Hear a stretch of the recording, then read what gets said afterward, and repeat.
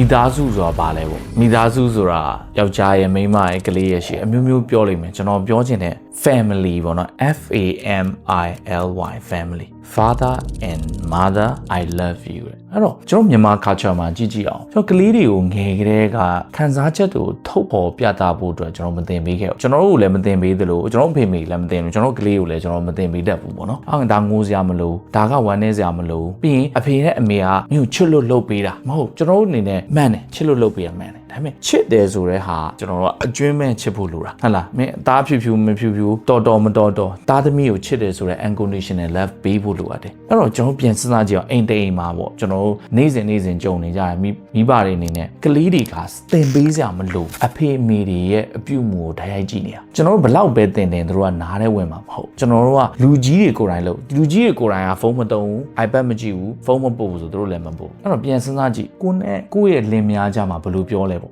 နင့်ဖေကြည့်ဒီဘယ်လိုနင့်မေဆိုဒီလိုပေါ့တကယ်ပြန်ပြောင်းပြောကြည့်ပါလားအမေဆိုရင်ဘယ်လောက်ထိကျင်နာဖို့ကောင်းလဲတိမ်လုံးကိုကျင်နာတယ်မေတ္တာအရန်ရှိတယ်တကယ်ကိုလေးစားလောက်တဲ့ကိုချင်းတိတ်ခါကောင်းတဲ့အမေဟာအမေအဖေကိုကြည့်လိုက်အဖေကဟီးရိုးပဲငါတို့အားကိုးရတယ်တကယ်အားလုံးအတွက်မမရက်တီးပြီးတော့ပံ့ပိုးပေးနိုင်တဲ့အဖေကျွန်တော်ဂုဏ်ယူတယ်အမေကလည်းဒီလိုပြောမယ်ဆိုရင်ကလေးကဘယ်လိုဖြစ်မလဲအော်ငါအဖေကဒီလိုမျိုးငါအမေကဒီလိုမျိုးဆိုရင် तू ချစ်တယ်ဆိုတဲ့တန်းခံစားရတယ်ဗျဟုတ်လားမသိအဲ့တော့ကလေးတယောက်ကသူ့ကိုချစ်တယ်လို့သိသွားပြီဆိုသူ့ရင်ထဲမှာလုံခြုံတဲ့ကလေးက confidence ရှိတယ်အဲ့တော့အိမ်တွင်းမှာလုံခြုံမှုရှိတဲ့ကလေးတယောက်ကအပြင်လောကရောက်တဲ့အချိန်မှာစာတင်တာပဲဖြစ်ဖြစ်အားကစားလုပ်တာပဲဖြစ်ဖြစ်အကုန်လုံးအဆင်ပြေတကယ်ပြန်စဉ်းစားကြည့်ဒီအိမ်ကနေစဘယ်သူကနေစလူကြီးကနေပဲစကိုမလိုချင်တာတွေပဲပြောနေတဲ့ couple တွေအများကြီးပဲကလေးကိုပြောလိုက်ကိုယ့်ရဲ့လင်မယားချမကောင်းတာပြောလိုက်ကလေးကညံ့လို့ဆို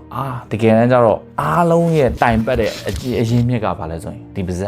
ဇက်ကနေပြောနေတဲ့စကားတွေအားလုံးကကလေးကနားထောင်အဲ့တော့ကိုအချင်းပြောတာဘာလဲပေါ့ Father and Mother I love you အဖေရောအမေရောသားကိုချစ်တယ်အကျွမ်းမဲ့ချစ်တယ်ဘာမှရှိစရာမလိုဘူးဒီမိသားစုထဲမှာမင်းရောက်လာတာကငါတို့ကကံကောင်းတယ်လက်တပါပဲအဲ့တော့ဘဝမှာမင်းကိုချစ်တယ်ဆိုတဲ့ကလေးတယောက်ရဲ့စိတ်လုံခြုံမှုတစ်ခုကသူ့ဘဝအားလုံးအတွက်အဆင်ပြေသွားစေတယ်ကလေးလိုချင်တာအဲ့အားပဲသူတို့လိုချင်တာအယုတ်လည်းမဟုတ်သူတို့လိုချင်တာတခြားဟာတွေလည်းမဟုတ်ဒီဟာလေးပေးနိုင်တယ်ဆိုရင်သူဘဝဖြတ်တန်းမှုအတွက်လောကဓာတ်ရင်ဆိုင်မှုအတွက်အများကြီးဖြစ်တယ်ဒါဒီနံပါတ်1လိုတဲ့ဟာဖြစ်ပါတယ်အဲကြောင့်မလို့ family ဆိုတဲ့အဓိပ္ပာယ်လေးကိုအားလုံးသိပါမယ်လို့ကျွန်တော်မျှော်လင့်ပါတယ်